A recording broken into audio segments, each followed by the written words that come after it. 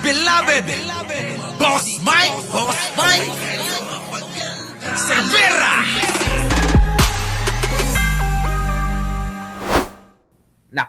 Ito na ang kaganapan mga kababayan.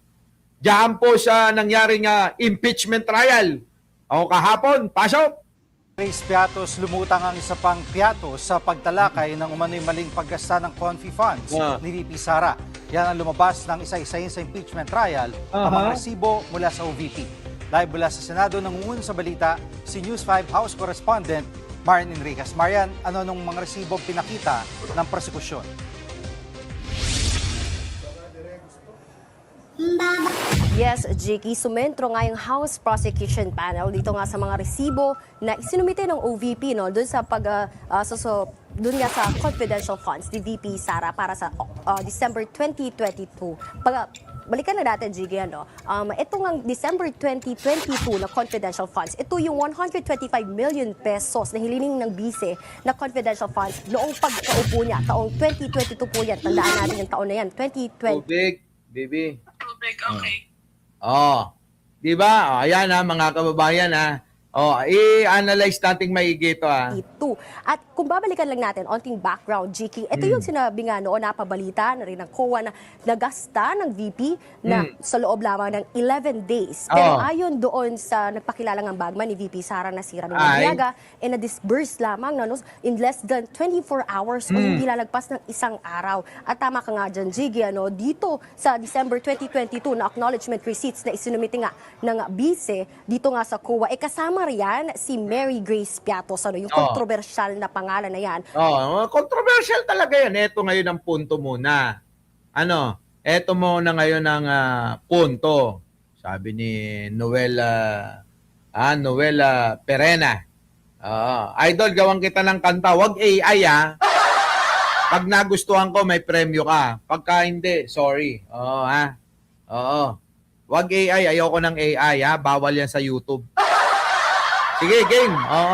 Ito na. Tuloy. Lumabas nga kanina yung kanyang acknowledgement receipt. Yan yung isa sa mga ipinakita nga ng House Prosecution Panel. Base doon sa papel, mayroon siyang, binigyan daw siya ng 70,000 pesos. Grabe. Na halaga raw ng pabuya o payment of reward at may nakalagay doon na open and close parenthesis na medicine. So, ibig sabihin, hindi malinaw kung binigay nga ba ito sa as cash o mismong gamot para kay Mary Grace Piatos. Pero ayon nga sa COA, pinuna nila ito dahil kulang daw ang isinumiting mga dokumento ni VP Sara o ng kanyang opisina para nga patunayan na naging successful o matagumpay yung kanilang information gathering o surveillance activities base nga doon sa mga nakuha nilang impormasyon dito kay Mary Grace Piatos. Kita nyo mga kababayan ko.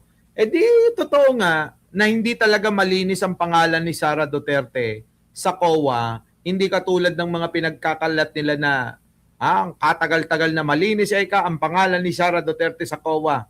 Maayos ang kanyang pagsasubmit ng mga kanyang mga requirements, ganyan-ganyan. Kinesa. Ngayon mga kababayan, lumalabas hindi pala.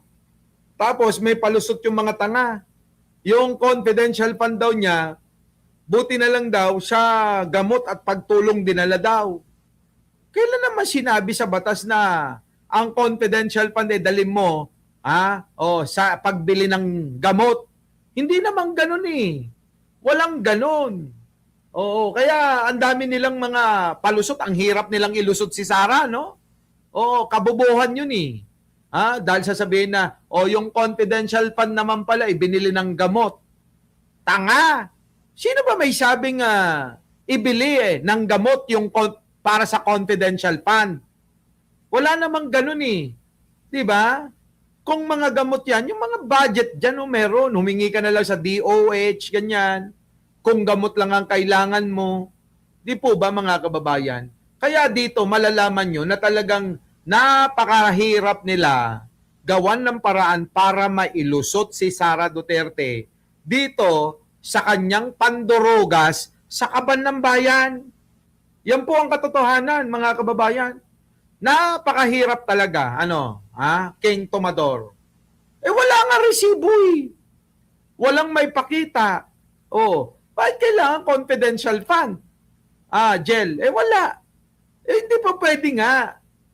wala naman nakasana. Ang confidential fund ay pa pwedeng ibili ng gamot. Anak ng pating naman. Pinipilit talaga nilang ilusot eh. Oo, kesyo daw may ganito. Naging paniki na naman sila, LB. Naging paniki na naman sila. Bakit? Bakit daw si ganyan? Bakit si Flavelin Sabiano daw? Walang resibo at mga date po, boss. Kaya nga, meron ngang mali, merong irregularidad. Hindi tama na pagpapasa ng kanilang mga isinumiting mga requirements na kailangan ng COA. Ay kita nyo, mga kababayan ko, katarantaduhan nila. Ewan ko. Hirap na hirap talaga sila. Maregregatan edan. Ang hirap talaga, Ai Chang, Arnold Lopez, nandyan na ba kayong dalawa? Tapos na ba ang breakfast in bed? Sana all mayroong breakfast in bed. Di po ba, mga kababayan ko? Sige tuloy. Dahil malinaw po na nakasaad doon sa Joint Circular 2015-01, kailangan ng mga documentary evidence para patunayan nga na naging matagumpay yung kanilang information gathering. Pakinggan natin itong bahagi na yan ng paglilitis. Yan na. Tumanggap po si Mary Grace Piatos ng 70,000 pesos for the payment of rewards, close and open parenthesis, medicines. Bakit? Bakit ganun? Ayan, open, close and open parenthesis. Mayroon for the payment of medicines daw. Ano ba yan? Akala ko ba ahente yan? Bakit may medicine? Kaya po kami nagpapasubmit ng additional documents. And also, since it is payment of rewards po, hindi rin po enough lang na acknowledgement receipts. Kailangan din pong makomply yung provision noong joint circular as to the payment of rewards. At Marian, ano mga pangalan ang lumutang ngayon dito sa pagdinig? JG, kanina nga nakita rin natin itong pangalang Renan Piatos. Pero unlike Mary Grace Piatos, na double T yung kanyang apelido, yung sa Piatos. Siguro, kapatid. Pero hindi. Mga kababayan halata mong gawa-gawa lang Yung Mary Grace Piatos, di ba? Single, tilang ba yan? O yung Reynan? Natin itong pangalang Renan Piatos. Pero unlike Mary Grace Piatos, na double T yung kanyang apelido, yung sa Piatos. Itong Renan Piatos, single T. At kita nyo? Yung kay Renan, single T. Tapos, parang si Arnold Lopez lang. Single. Pag wala si Ai Chang. Di ba? Mga kababayan ko, Reynan, yung Piatos niya single T. Kay Mary Grace, double T. Halatang halata mga kababayan na gawa-gawa lang talaga. Di ba mga kababayan ko? Nako, ewan ko ba? Ewan ko na lang mga kababayan ko. Yan, di ba? Tuloy. Ito, lumabas dun sa acknowledgement receipt, nakatanggap daw itong Renan Piatos ng 110,000 pesos bilang purchase, para nga daw sa purchase of information. At important to note na December 27, 2023, nakalagay doon sa acknowledgement receipt na ito na ibinigay nga kay Renan Piatos. Pinuna ito ng COA dahil may discrepancy doon sa petsa. Matatandaan po ninyo, yung binanggit ko kanina, may discrepancy daw sa petsa, mga kababayan. Huwag mo nang paulit, Ai Chang. Nako. para lamang sa December 2022, yung cash advance na ibinigay nga doon sa OVP ng 125 million pesos na yan. Pero ang nakalagay na petsa dito, December 27, 2023. Narito, yung bahagi ng paglilitis. Iba-iba pati petsa, mga kababayan, Iba-iba yung mga petsa Based on this acknowledgement receipt po, binayad po siya noong December 27, 2023, which is 1 year po after nung supposedly coverage nung kanilang cash advance for confidential fund. Kita nyo mga kababayan, ibig sabihin, tingin ko rito, sa kakamadali nila, pati petsa namamali. Di ba? Kakamadali nila, kakamadali. Kakamadali, pati yung pecha namamali, mga kababayan. Oo. Sa kakagawa nila ng kung ano-anong mga pangalan, ano. Di ba? Oo. Di ba, no? O, tuloy.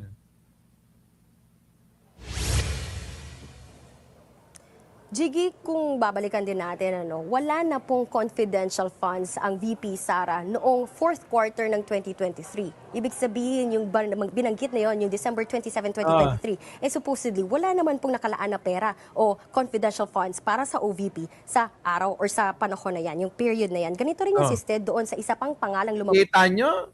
Wala palang nakalaan daw na pera dyan, pero nakapagpalabas si Sara? Ibang klase, gawa-gawa lang ito, mga kababayan, maniwala kayo. Dun sa acknowledgement receipt na ang pangalan ay Andy Lim. At actually, nakatanggap itong Tangin ng mga pangalan talaga. Andy Lim! Katiting! Halataan yung niloloko lang nila no, mga kababayan? Halataan yung niloloko lang nila. Miracles Vlog, ano? Oo. Eugenio Santos, Jane Wanson. Halatang niloloko lang nila. Hayop talaga to si Sara Dilim ng 50,000 pesos para naman sa purchase of information pa rin noong December 27. Hindi ba pwedeng ano na lang, Mike Cervera, 100,000. Jojo Chavez, 100,000. Arnold Lopez, buti pa yan, totoong pangalan. Ai Chang, 50,000 kasi parang kaduda-duda yung pangalan.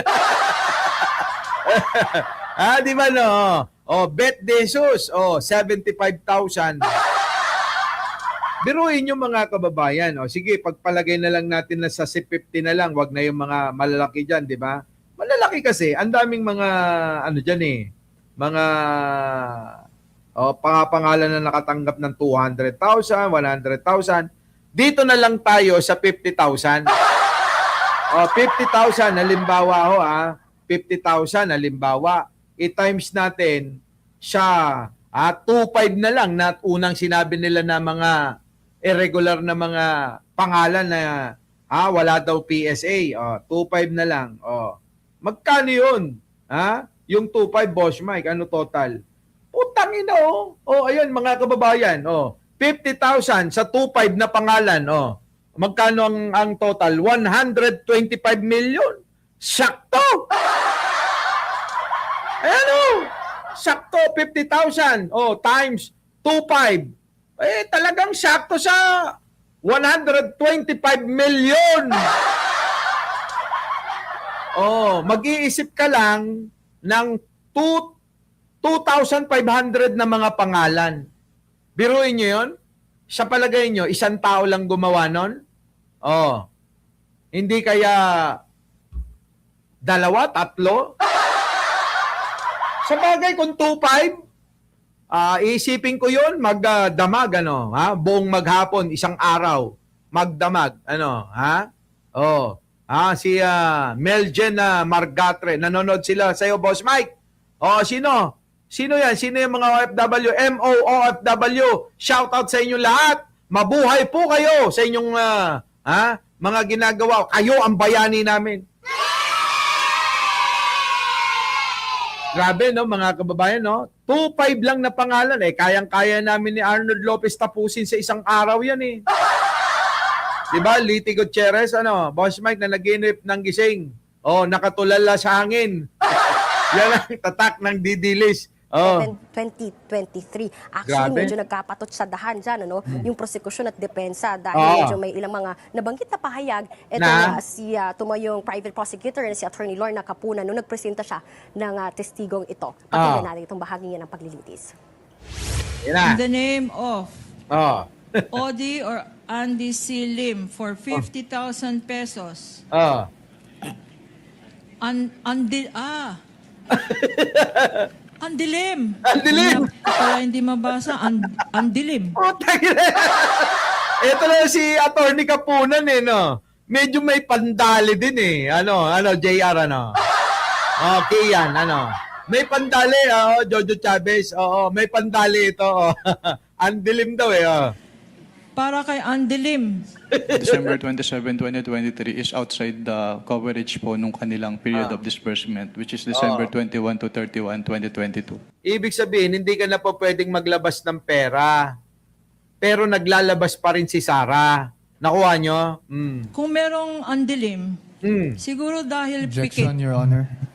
I'm sorry that I've been giving leeway to opposing counsel, but I think Puta, nasaktan. Nasaktan mga kababayan si attorney. Attorney, nasaktan ka ba? Si attorney Kapunan naman kasi, ewan ko ba dyan, Rob Gamboa, no? O sige, tuloy. she's been coloring, the contents Kurt Duo, Benjamin Bernardo. of the documents more than what is shown in Your the Honor, I'm documents just reading. It itself. says here. And Oh, Your counsel Honor, can- it says Andy Lim. Ngayon sa kabuuan, ano yung pinunto ng Ito, hindi yan eh. Ito maganda eh. Nasaan ba yun? Ito ba yun, Boss Mike? Hindi, ito. Ito, maganda to. Duterte lamang ang tanging Vice Presidente at Ah. DepEd Secretary na na-audit ni dating COA State Auditor Roderick Wamil kaugnay ng confidential funds Oh. sa pagsalang bilang testigo para sa Article 1. Ito mga kababayan, matindi ito ah. Si Sara Duterte lang ang nabubukod tanging naging Vice Presidente na merong confidential fund. Ibig sabihin kay Joma Binay, kay Nanay Leni Robredo, wala silang ganyan confidential fund. Ito lang ho, si Sara Duterte talaga ang meron. 'Di ba? Grabe si Sara. Ang tindi magnakaw talaga. Oh, yan yun. O yung maanumalya ng paggastos ng mahigit 600 million pesos na confidential funds na OVP at DepEd, sinabi ni Wamil na naglingkod siya sa Intelligence and Confidential Funds Audit Office mula 2014 hanggang 2024. Tatlong vice-presidente anya ang umupo sa taon ng kanyang paninilbihan sa kamalihan na sina dating vice-presidente Jejomar Binay, Leni Robredo at ngayon incumbent na si Sara Duterte. Kita nyo. Shoutout kay Miracles Vlog. Paki-shoutout mo din pala ang family ko sa Victoria, Canada. Nanonood na daw sila sa iyo nung pinakilala ko yung vlog mo. Kay Miracles Vlog sa pamilya po niya, opo. Sa Victoria, Canada, Oo, sa lahat ng mga kababayan natin dyan sa Victoria, Canada, ha? Mga nanonood ng mga OFW, bayaning Pilipino. Opo, shoutout po sa inyong lahat. Sa lahat po, sama na natin lahat-lahat kayo. Yung mga, mga Bea Beltran, Jeff, mga OFW nating mga kababayan, kayo ang bayani. Totoong bayani. Wag ko kayong sasama sa mga uto-uto, Kasi bumababa yung kalidad ng pagiging bayani nyo kapag kayo ay mga nagsisisama sa mga bobo at tanga. Alam nyo na, mga kababayan ko. Kapag sumasama kayo dyan sa mga, ewan ko, bumababa yung kalidad nyo bilang bayaning Pilipino. Pero si VP Sara lang anya ang kanyang na-audit. Sa parte naman ng DepEd, sina dating Secretary Armin Luistro, Leonor Briones at noy Secretary Sara Duterte ang mga tumayong kalihim ng kagawaran sa kanyang termino bilang State Auditor. Dahil po, since nag-assume po ako ng 2014 sa ICPAW, wala pong naging appropriation for confidential funds si dating Vice President Binay at si dating Vice President Robredo. Tanging si Vice President Sara Duterte lang po yung nagkaroon ng appropriation for the confidential funds. Kita nyo? Maliwanag yan mga kababayan. Si Sara Duterte lang. Tanging si Vice Presidente Sara Duterte lang po as the DepEd Secretary. Dahil siya lang po yung naging DepEd Secretary na nagkaroon ng confidential funds ang DepEd. Kita nyo mga kababayan ko, tindi talaga ni Sara, no? Sa DepEd, meron ding confidential fund sa DepEd. Nung siya ay DepEd Secretary, may confidential fund din sa pagiging Vice President. Lahat mga kababayan, confidential fund queen!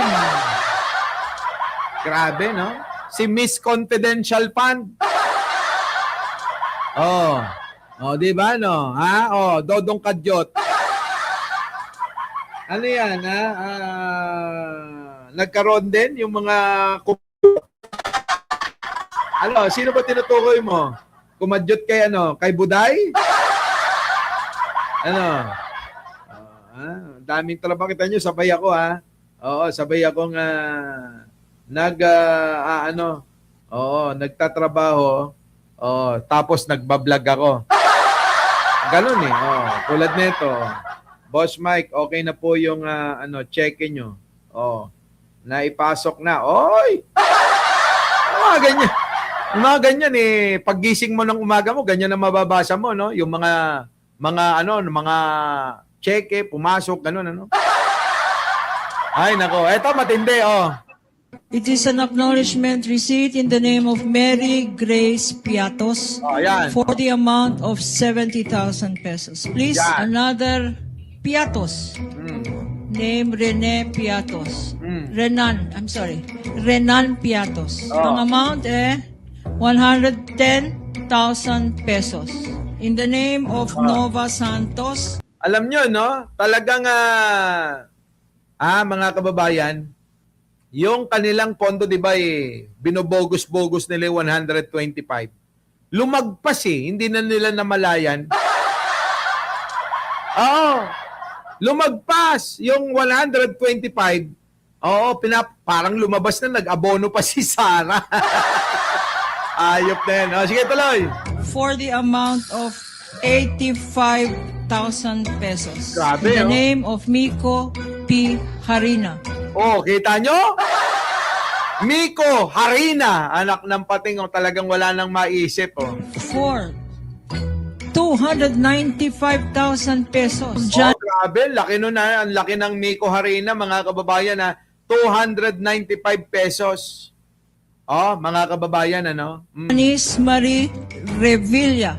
Oh, Na-investigate mo ba kung kamag-anak to ni Senator Oo nga. Revilla? oh. Oh, baka naman kamag-anak ni Senator Revilla yan, ha? Kahit na nakalabas yun, tuloy-tuloy pa rin yung kaso, ha? Oh. Patiting.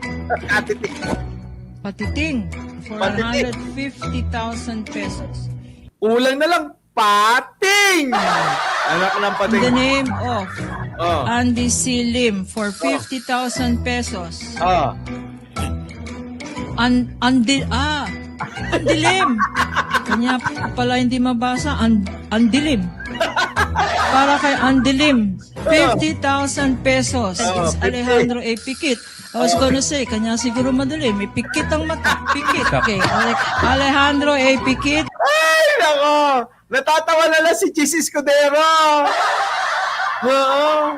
Eh, kaya daw siguro andilim kasi pikit ang mata. Sabi na, tinira si Puwa, no? Hindi, totoo, aminin na natin.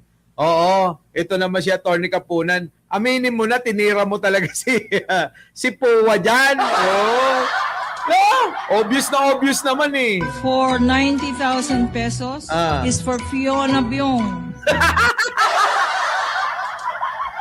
Tangina, Fiona Byong! Oh. For 80,000 pesos. Sis Ronio. Balsak. Bagsak. For 70,000 pesos. Grabe, no? For Gabriel S. Bisaya. For 70,000 pesos. Ay, nako. Gabriel Bisaya. Oh. Grabe, oh. Ayan, oh. Ang lala mo, ang lala mo manloko, Sarah. Grabe, no? Hindi totoo, mga kababayan ko eh. Sobra ito. Sobra ng panggagago, mga kababayan. Ewan ko ba? Bakit maraming naniniwala? Sobrang panggagago nito. Oh, ayan pa, oh. Sa audit ang OVP, pero si VP Sara mismo ang pumirma ng forms. Ako si Brian Basa. Balikan natin ang Day 11 ng VP Sara on trial. Hindi dahil sikreto ang confidential funds, sikreto na rin ang paggastos dito. Ito ang point ng testimonya ng State Auditor na sumilip sa confidential funds ng OVP at ng DepEd. Malinaw ang do's and don'ts ng COA tungkol dito. Nakalista dapat isa-isa kung saan napunta ang pera. Basta relevant sa national security, kapayapaan at kaayusan. Bawal ang confidential funds na ang sweldo sa mga empleyado o opisyal, ipambayad sa consultant, abogado o sa entertainment, o ipangtayo o ipambili ng gusali o bahay. At ibili ng mga gamot. Lumalabas pinambili pa raw nila ng gamot, mga kababayan, kumikbak pa. Tapos kunyari may tumanggap ng gamot, Grabe yung pandurugas ni Sara dito. Matindi, mga kababayan, matindi. Ang daming papel na kailangang isubmit at istrikto rito ang COA. What is involved po ay public funds. So dapat strict yung accounting and auditing rules to prevent yung misuse ng fund. Dapat ganun, istrikto. Kasi pera ng taong bayan yan Malakas yung ulan, mga kababayan, Oo, mula pa kahapon, lakas-lakas ng ulan. Sa trial ang mga papeles na to, may pirma nga ni VP Sara. Pero sabi ng witness, Hindi po in-enumerate ng Office of the Vice President yung kanilang specific confidential activities. Kailangan bang enumerate yan? Mga Yes, ma'am. activities na yan? Dahil- Bakit? Ay, Sara! Bakit ka gayon? Hindi mo nasunod yung mga dapat na patakaran. Mr. Witness. Para malaman po namin kung yung kanilang expenses ay among the allowable expenses. at yung milyon-milyong confidential funds ng OVP, pang Ay. 3 buwan dapat. Pero, Based on this document po, na-disburse lang siya from December 21 to 31, 2022 or around 11 days. basa ulo. Kung sa bahay nga kailangan naka-itemize ang gastusin, di ba dapat sa gobyerno rin? Sa tingin nyo, malulusutan kaya to ni VP Sara? Ay, yan na nga ang usapan ngayon. Sa tingin nyo, tanong natin, sino ang magsasabing malulusutan ni Sara yan? Ang dami ng mga irregularidad, unusual na mga gawain ni Sara Duterte. Naging kampante, kaya naging burara sa paggawa ng mga pagnanakaw niya. Yung iba dyan magagaling na magnakaw pulido yung mga dokumento Si Sara Duterte kasi nga kampante na siya kasi nga lahat ng gusto niya daw pwede niyang gawin di ba? Nakawin niya lahat ang pera ng taong bayan, okay lang. Parang ganon. Kaya kahit bulagsak, kahit na kulang-kulang, kahit hindi maayos, kahit na mabisto pa siya, wala siyang pakialam. Ang mahalaga sa kanya, makuha niya, manakaw niya ang pera ng taong bayan. Yan.